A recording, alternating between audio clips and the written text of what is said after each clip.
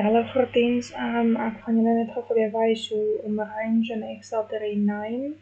En Pieter het ook gevra, in Junie het julle 'n vraag gekry wat range reeds gerename was en julle kon hom nie na 'n ander naam toevoeg nie. So kom ons begin net gou by die begin. Kom ons sê ek wil, kom ons sê ek wil hierdie range of hierdie totale prys rename. Dan gaan ek die range selekteer. Ek gaan hier by my seladres in en ek tik die naam kunstenaars.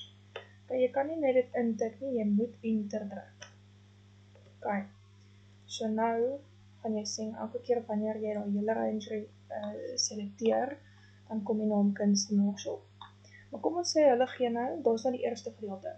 Kom ons sê by die volgende gedeelte sê hulle vir jou benoem die reeks K3 tot by K67 na, hy is verkeerde hernoem, jy moet hom na totale prys hernoem. Nou gaan jy en jy vee dit uit en jy tik in totale prys, jy druk enter. Nou sien hulle, of nou sê jy, hulle sê jy moet hierdie doen met wat ook al.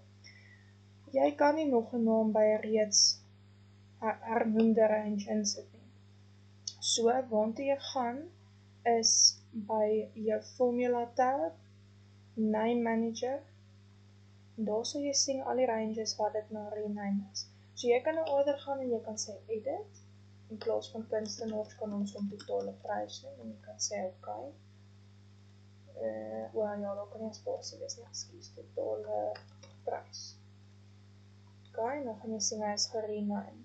Of, jy kan gaan en jy kan sê delete, yes, en sê jy new. En nou kan jy net weer hier gaan sê die naam moet wees Kylen is fantasties.